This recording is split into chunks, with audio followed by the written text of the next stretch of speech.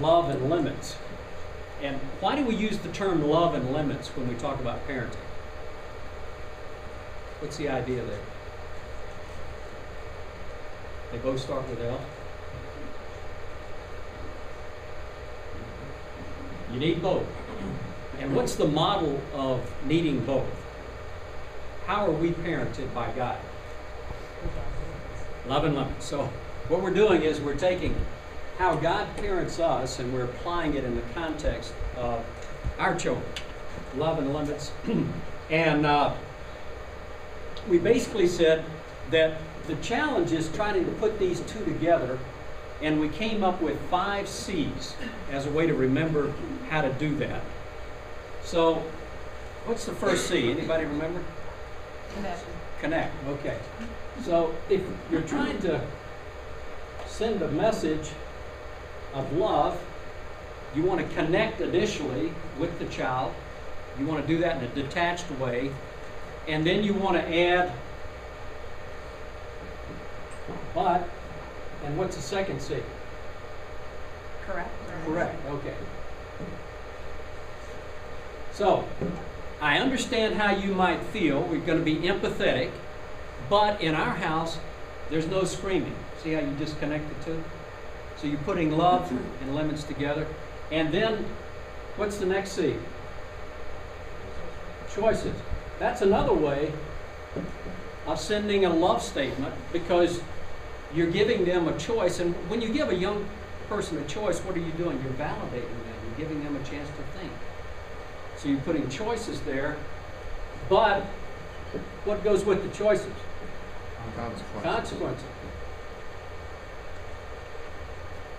Okay, so that's a good way to kind of put them together. You have a little connect and correct, choices, consequences, and then our last C was carried out. So, let's go over here. Anybody have a 1 or 2 year old that they've had some challenges with in terms of combining love and limits in a given situation? Does anybody have a situation that is challenging? Nobody? Everybody's got that one down? I don't know where to start. The 2-year-old seem easier. I'm sorry? The 2-year-old seem easier. You want to go 3 to 5?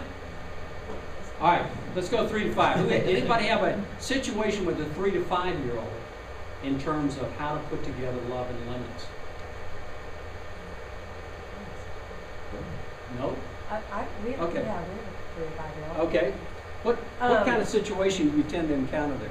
We have a daughter, and so it's a battle over what she wants to wear. What to wear? She wants to wear ridiculous things like sundresses in the winter. Okay. All right, and you use the Sundresses word. every day. All right, you use the word. Use the word battle. Okay, so in a battle, what usually happens there? Someone wins and someone loses. Okay. A lot of angst and. Yeah. All right. All right. How would you turn the battle into the 5 C's in terms of what to wear? Have you thought about that? I know it's fun to wear a sundress. Harrison's got it. In our family, we don't look ridiculous walking out the door. I'm sorry? It's fun to wear a sundress in the winter, but in our family, we don't look ridiculous. I'm not willing to go with natural consequences, by the way, for her being cold, because that quite might honestly, be- she's a reflection of us, and she would look ridiculous. All right. All right. So let's bring in the audience here. And let's see how the Put a audience. snowsuit on over the All right. So in this, all right. Now just kind of think about it. This is an opportunity to connect, right? Let's keep thinking about that, because opportunities to connect don't come along that often. So when they do, we want to do that, and then we want to try to think about some choices instead of. We're going to have them think instead of fight. So Shannon, what's your approach? Well, we have a boy who also wants to wear what he wants to wear. Okay. It's either warm-up pants or Superman But thanks. And I will say, I see a potential match here, I guys. often let him wear the Superman. But thanks to you, I did use this choice a lot Okay. this week. All right, and tell most us. of even- But I found with clothing, I give him two options. I say you can wear this or this. Okay. And you can't leave, you can decide, but you can't leave. All right, so So we notice. started doing that since being in this class, and it works beautifully. Okay. Or you can give choice of shoes. Okay. Prefer to wear whatever. All right. So, one or two shoes. All right, so what you've done is to pre-select the choices and then let them choose one or the other so they don't look ridiculous walking down the street. They don't get cold, it's inappropriate, but they're still making a choice. Has that worked for you? Yes, it makes us a little late when we're going, but it does do it. Okay. All right. Are they both superheroes? All right, so you may wear this or that. Which would you prefer? What if they say, I don't want to wear either? That happens. Then what do? You wait until you come out of there. Yeah, I I waited usually for say, him to calm down. yeah. I'm sorry? That happened to me this morning. I Okay, waited for him okay, to this calm one. down. So what do you do in that situation? I just waited for him to calm down. And then he got dressed. And then Okay. A little comeback you can use on that. If they say, I don't like either one, then you can say, it sounds like you've chosen this one. Okay? So, And that, then they'll inevitably say, no, I want the other. yes, and then you say, okay, you can choose that one. But the point is, in your mind, have a backup plan so that you've pre-selected the default. So if they say, I don't want either one, say, well, it sounds like you've chosen this one. I don't want that one, I want this one. Fine.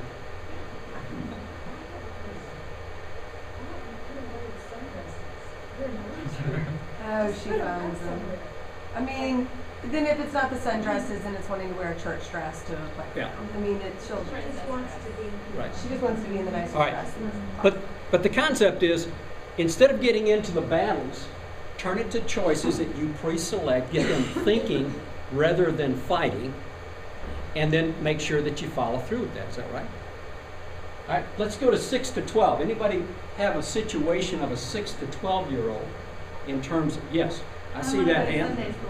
I'm sorry? I don't want to go to Sunday school. All right. Don't want to go to Sunday school. Oh, she'll be happy in an hour. Okay. Is somebody being boing? Is that me? My granddaughter, first time. All right. She doesn't- All right.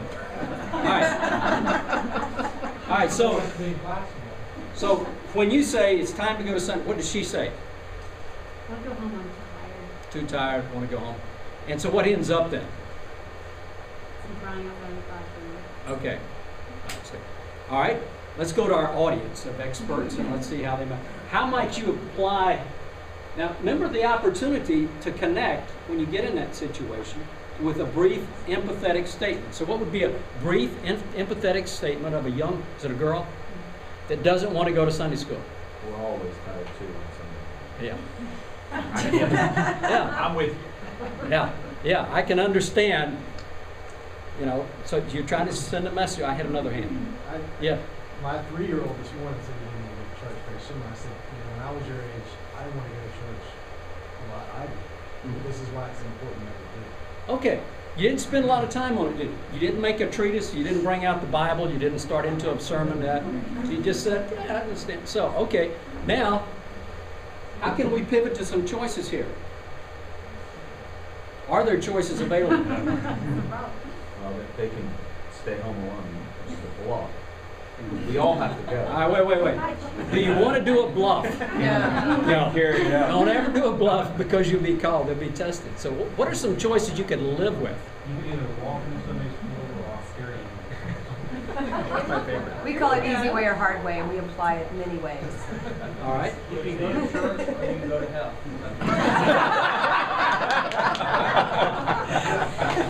Okay. We have a remedial class this summer. You got to be in it. So you can always use the carry. All right. So we've got, ours is love the cookies afterwards. So instead of doing the Starburst and cookies before, you go to Sunday school, then afterwards we'll go and we get a chance to get cookies. All right, so how would you frame that? So you, As a we choice. Can, you can go to church willingly and get a cookie, or you cannot get a cookie. But if you after don't Sunday stop school. fussing now and go peacefully, then you won't get a cookie afterwards. All right, so that could slide into the bribe category. Because, now, wait, just say, so what's the purpose of giving them a choice? What do you want to have happen? They think. You want them to think. So if you don't get them engaged in thinking, you haven't quite gotten to the choice side. So is there something that would cause them to think? We also, money seems to be a big thing in our lives at this point. Mhm. So, like, you cannot go, and we'll go get a babysitter for you, but you have to pay $15 an hour. Ah. And then, like, if our kids forget something up at school and we have to go get the water bottle, then they have to pay us for the gas. Okay, so what you're defaulting back to is the But we let Brett love it. How much money they have? How much money are you giving them? The thing is, well, They have a credit not card. yet. But or either we don't go up to school and buy Right. it, but for them, money means a lot to them, so they like to buy their toys. And So it's a natural consequence. for them, yes, For that's them. what works Well, with all right. us. How much money? They get $1 a week. Okay. $15. So How do they pay Well, that's the thing, they every have year? $15 and they know it. it's they called know debtor's that. prison. One babysitter, 1 hour, they're toast for the year. Yeah, so I mean, if they're- Have you ever followed through with it? All right. Yes, Well, the we water do- bottle. So, Yes, Well, yes. the gas, yes. The But the- babysitter, they realized that 15 is a little steep, so they decided to Got it. All right. Now, Anyway, that's. all right. I like it. Back to choices. I had this happen with our daughter, and I said, "Would you like to go?" Now, what age was she? I think she was in this. I said, "You have your choice. You can go to the Sunday school class, or," and I had some flexibility then, "or we'll go down and have a little study together." And so I gave her kind of a choice, and so for a period of time, I think it was maybe 3 or 4 weeks, we, instead of going to class, we just took some material, sat down, and studied. But then after, She got pancakes and coffee, I mean, she was not a dummy, she chose. Was this one-on-one at Waffle House? huh? Was this one-on-one at Waffle House? Something like that. It was a close by place we could go. I didn't want to make it too attractive, I probably did. Yeah. But the point is, trying to come up with some choice, you know, would you like to walk in or be, that's a choice. But, you know, being empathetic at the beginning, you know, hey, I'm tired too, whatever, but this is important for us as a family. Would you like to do this or this? And then just being able to follow through. Anybody have a 13-plus year challenge? Anybody have a teenager yet? Okay. So that's why we're doing this early, by the way, because it will get there. All right, now, one of the challenges when we get into this is this issue right here, and I brought a case study this morning that I wanted us to look at briefly on whining wins. Now, this is a 13-year-old, and the reason I picked a little older is that one of the reasons we're doing this back here is when they hit here, it's really white water. It's really kind of rougher. So we're trying to get this concept in early. So let's look at this situation. Does anybody have a daughter that's somewhat in your face a little bit? Okay, honey. All right. All right. Well, actually, I need Shannon, because I need a female, honey, and I don't think you can quite get there on your voice. So, Shannon, why don't you take that role? And Donna, why don't you take the role of the 13-year-old, okay? And I'm going to pull them up in just a minute. And there's one 13-year-old, that's your mama back here, Shannon. Okay. All right. This is Allison, I think. Let's see what happens. All right, so let's see. All right, so it starts out with Beverly as Donna, and Mom is in the back. So Donna, put some emotion into it and read the line. Why can't I spend the night with Madeline? Whined 13-year-old Beverly to her mother. Tentatively, Mom said, Honey, remember that you've already been out 2 nights this week and it's a school night. I'm sure you can send out another time. You just don't want me to have any friends. I never get to do anything I want. Never. Never. with that, Beverly stomped out of the kitchen and upstairs to her room. Can you stop? Mom then began the ancient dance she and her daughter had danced for many years. Standing outside the closed door to the bedroom, she said, Maybe I've been a little harsh. You've had a tough week. I guess one more night won't do. The door burst open and Beverly embraced Mom and proclaimed, Mom, you're just the best. so what's going on here? She I'm won. the living lady. Why? Well, why is Mom, Because I can. I get away with it. yeah, but why do you let her do that?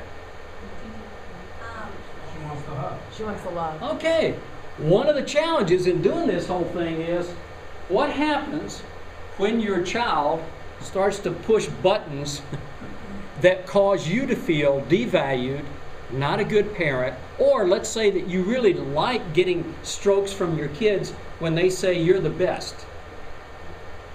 What's the word for that? We use that. Codependent? All right. So if you start to move in the category of really needing this kind of stroke from your kid, it opens you up to this kind of process. What are you teaching Beverly, Mom? Her temper tantrums will work. Yes. That's the way to get what she wants. So let's fast forward 20 years and she's married now. Divorced. Good point. And you have a special deal? No. All right. The challenge is we're putting these in place because we said, what do we want our kids to look like 20 years out?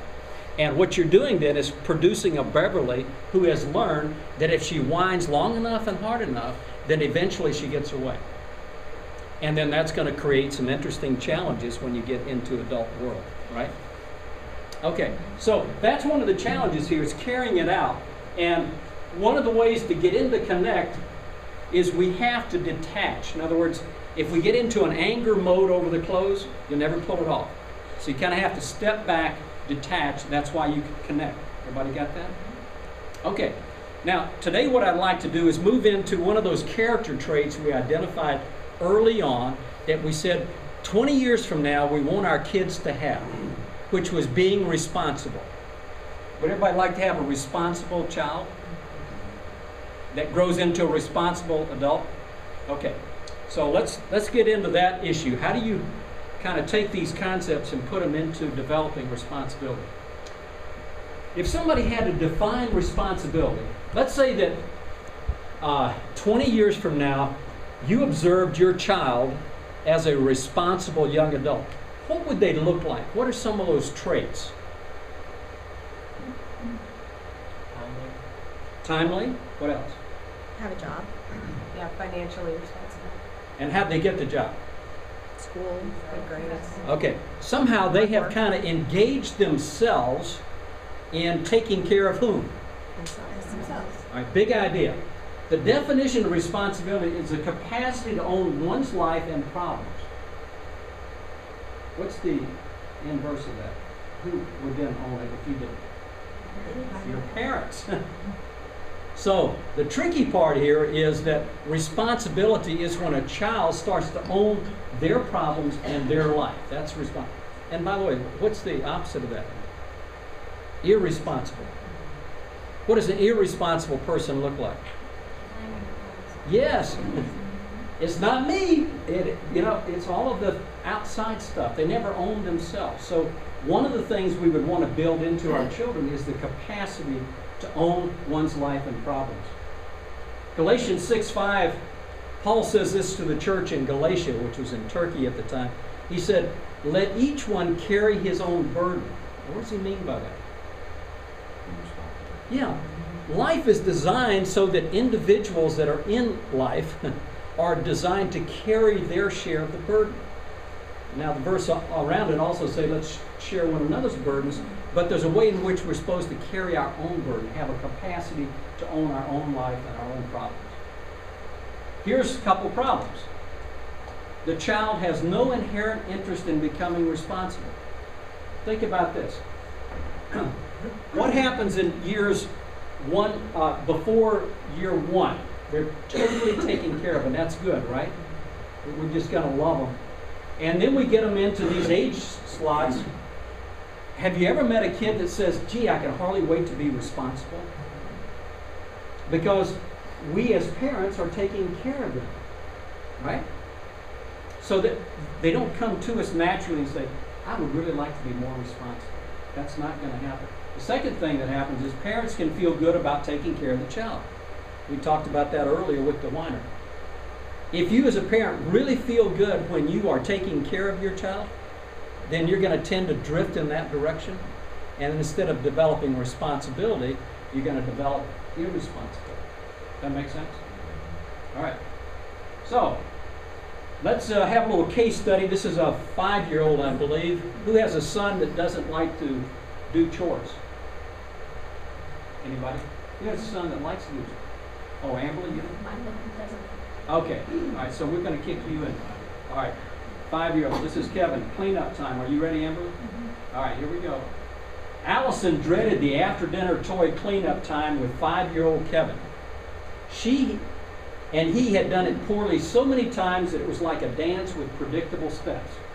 Now, I need a Kevin person who can act like a 5-year-old that's having a borderline tantrum. Yeah. It wasn't me this time. Yes, that's fine. Okay. I've probably been that kid before. All right. All right, since you got the name, you've got the role. Are you ready? Here, all right, here we go. Allison. Honey, time to clean up your things. Kevin ignores her and keeps playing. Allison waits a minute or so, then Sweetheart, time to clean up, okay? Kevin continues to ignore her. Good job, baby. Kevin, did you hear me? What? I said clean up. Just a minute. Okay, but just one. Now, how many of you think in a minute he'll kick into gear? I think we missed a chance to sell real estate. Okay, so let's go continue. 5 minutes pass, then Allison. Kevin, clean up now. Why? Because it's time to. Okay, in a minute. No, now. Why? Because I said to. Now, mister. Kevin picks up a toy to put it away and becomes fascinated with it. He sits down and plays with it. Allison finally becomes psycho mom. If you don't get to work, I'll make you do it. You'll lose every toy you ever owned. When I tell your father. Kevin half-heartedly picks up a few more toys. All right. How would we help Kevin develop some responsibility in this context? Using our 5 C's or any other thing that's legal to use. What would you suggest? Is Kevin responsible or irresponsible at this point? Irresponsible. And by the way, at what age is it good to start working on responsibility? Yeah. Point is, start early. Because again, when you get here, then you're suddenly into young adulthood. And so starting here where you have to kind of make a stand is important. So, who has a suggestion on what we could do for young Kevin here? I'm sorry? All right. Put a little more meat on it. What would you say? I'll help y'all pick up one. All right, make an initial connection. Let's see if we can use the 5 C's again. How would you connect with young Kevin here so that you don't become psycho mom? Which he became psycho mom. I know it's not fun to stop playing. Okay. And you're looking right at him. He made one simple statement. I know it's not fun to stop, but what?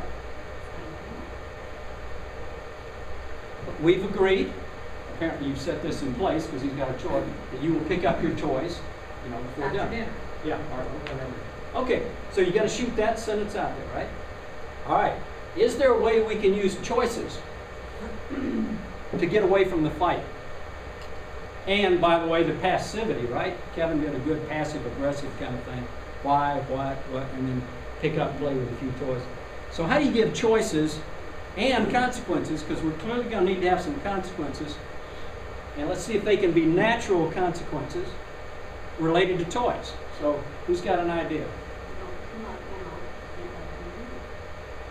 Okay. That's a consequence. All right, we're getting the consequence.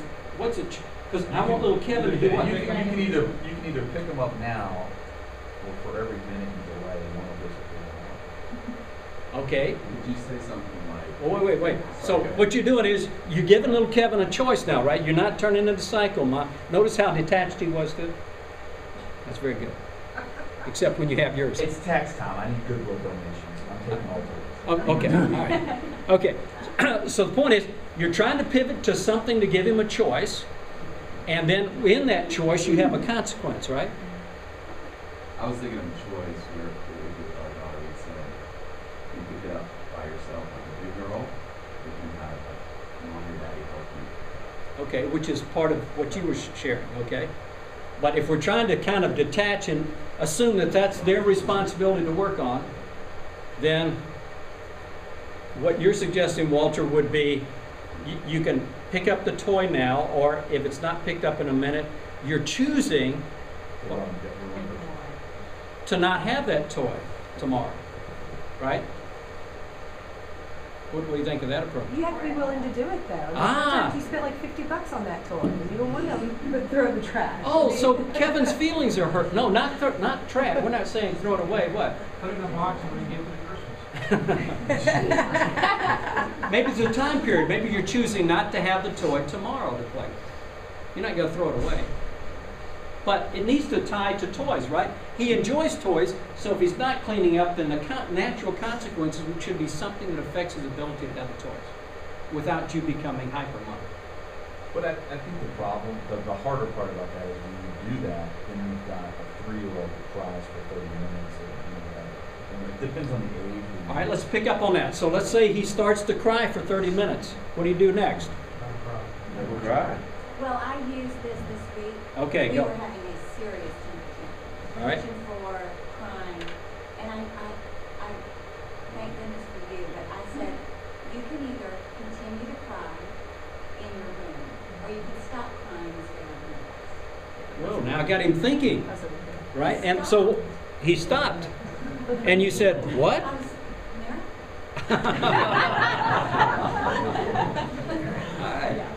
So anything that forces them to think, that's the key thing. So you're not helping out, you're forcing them to think. Yeah. And then, to that end, I asked Carter, our oldest, to voice back to me which choice he made. So he's thinking about it, and he actually has to say which one. So I know that it's committed. Right. Right, and I know that it. Yeah, so that he's saying that, but in your mind have a backup as a default. Right. Sounds like you're choosing to go to your room, so that you don't get trapped into just being hung out. Okay. All right, so a good way then, we're saying as a class to approach this, is the choices would be, you can either pick it up, the toy you're playing with, put it away, you have a minute to do that, or you lose the privilege of that toy tomorrow, or whenever time period. But that And- assumes the kid is old enough to understand a consequence that happens tomorrow.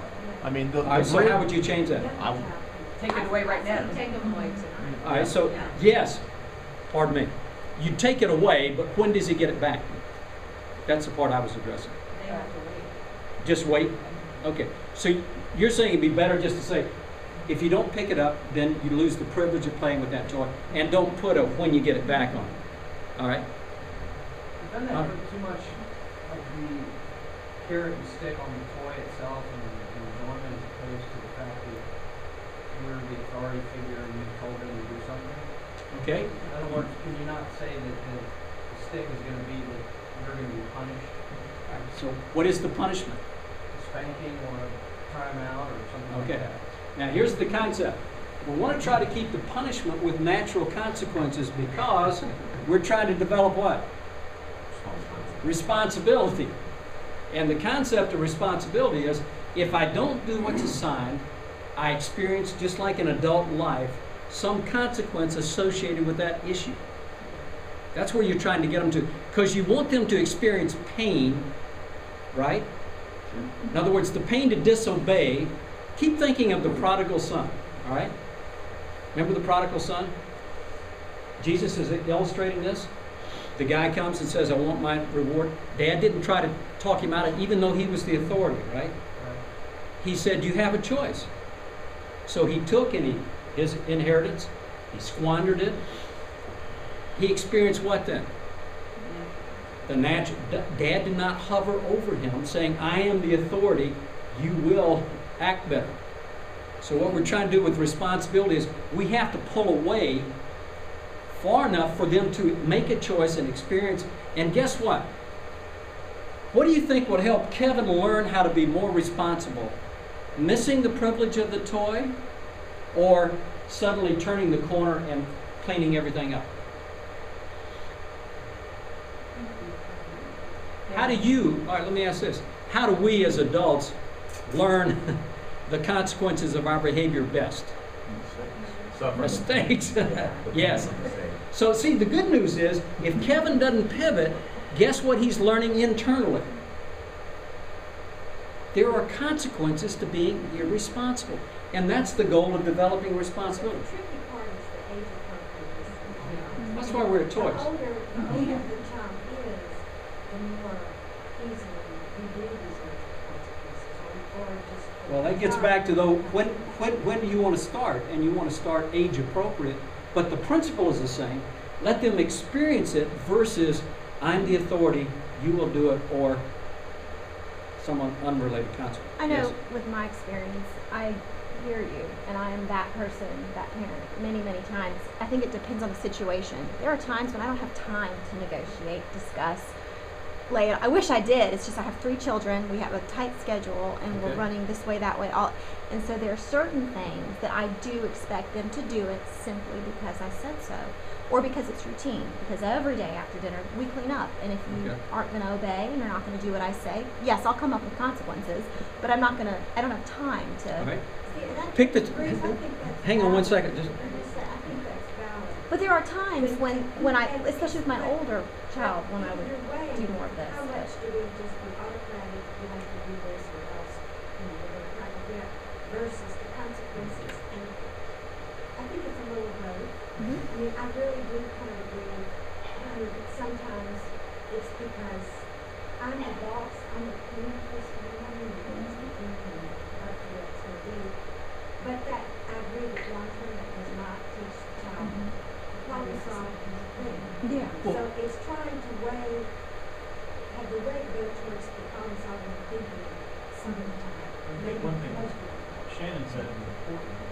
She said the word routine, and kids, about limits, kids thrive when they're trying to know what's coming up next. And so, train your kids that after dinner, we all go to our rooms, and we set a lot of timers in our house. We set a We timer do. for 10 minutes, Yes. and you have 10 minutes to clean your room. And getting them used to that use the routine. I think is different than, Yeah. the situation where kids just drop on the floor. Now, And Let me pick can up I on say this. one thing Yes. about that? I've learned that that's also known as a habit, and that children do need to develop and learn good habits. So they make their bed every morning. It's just what you do. Brush your teeth every morning. You get dressed. You put your clothes away. So I know we have these situations where it's like a one-off, and we do Mhm. have, and I totally do this Right. natural So consequences. your But there are point is, also habits that they have to right. learn.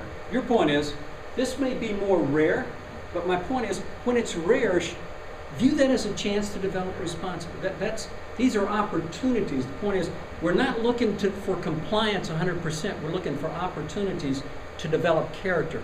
And this gives you that open door. Mm-hmm. If you get in a situation where I don't have time to think through consequences, everything's falling apart, what can you do? What can you say? You've got to step back. And look, I will tell you, she's really, really good at this. I'm horrible at it. I could tell. She's take away the toy. She's routine. I'm gonna burn every stuffed animal. I kid you not. That has come out of my mouth before. And so, I mean, And it's a bluff, by the way. So we get right. So, But what can you say at that time? You can say something like this. You know what? I don't know what the consequence is now. I'll get back to you. I always felt like I had to be somewhat Solomon-like. In other words, you got to immediately have this great solution. And a lot of times you don't, because you're going to either try a bluff or something else. So Can I share what? just say. So just learn to use the phrase, I don't know what the consequence is now, but let me get back to you. Guess what that creates in the kid's mind? Fear. Thought. Well, thinking. Whoa, thinking. Yes, fear. I Hunter? was just gonna say, I appreciate your point, because if we're the ones being the arbiter of the consequences all the time, then when we're gone, or when they're older, then they're not gonna have the training Yes. to make the mind right. Yes, it's that internal. Remember we started Proverbs 22:6 says, train up a child in the way he should go. The Hebrew phrase train up, we shared last week, is a picture of a midwife taking bitter ointment and swabbing it on the inside mouth of the infant to cause them to suck. So the picture is you're doing things to cause something to happen internally within the child. Not an external motivation, which sometimes we default back to. But what you're looking for is that internal mechanism to get them thinking, you know, it's better to do this. Yes. So what do you do when it is something routine? All right. Give us an example. They don't want to put clothes on, period. All right. They don't want to take a shower. Oh, wait. Let's take one at a time. What's the age? 8. 8. All right. We're in this category, and they don't want to put clothes on. Or don't, something routine. It's not, they want to wear something different. Yeah. If they don't want to put clothes on. They've they been don't real take a compliant shower. children, then all of a sudden they turn around and say, what? No. No. I'm not going to take a shower. Okay. So, how would you apply this? Because you're trying to stay out of the fight, you want to move to the thinking.